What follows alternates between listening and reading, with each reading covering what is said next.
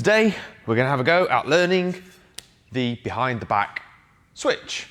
Now, as you've just seen, this is a switch where the mace goes behind you. Now, because it's behind you, of course, you can't use your eyes. There's a lot of feeling and some stages we're going to have to build up to get you the confidence to control the mace without being able to see it.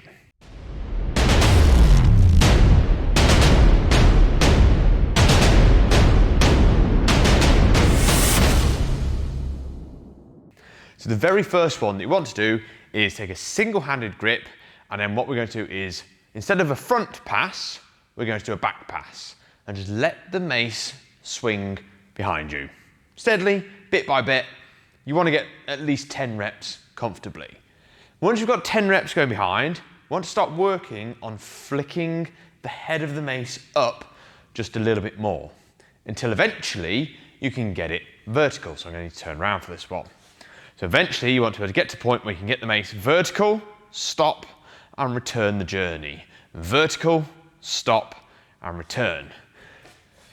Now, you need to be able to do 10 reps comfortably without knocking yourself. So it's fine for the mace to come up and gently touch your back, but we don't want to see any sort of up and then controlled or uncontrolled knocking of your stability. So once you can get 10, nice and comfortable, up, vertical, and place with both hands, you can then move on to the next element.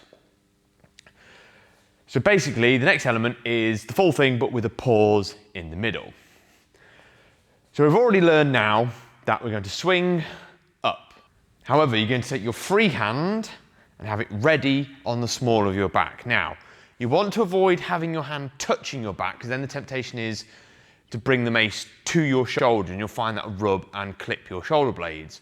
So when the mace comes behind, you actually want to take your free hand off your back slightly. So that gives you a little bit of distance. So what you're going to do is swing up, as we've learned, take your hand off your back, control, release your now lower hand to swing out. Let's do that again from a different angle. So we're going to swoop behind the back with our free hand ready. We swing up and catch above the existing hand. Let go of your lower hand and release, swing out the other way. And now we can do the return journey. Up, catch, release. Up, catch, release.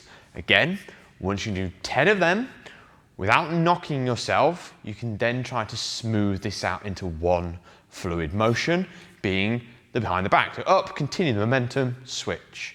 Up, place, switch. Up, place, and switch. And there you have the behind the back switch.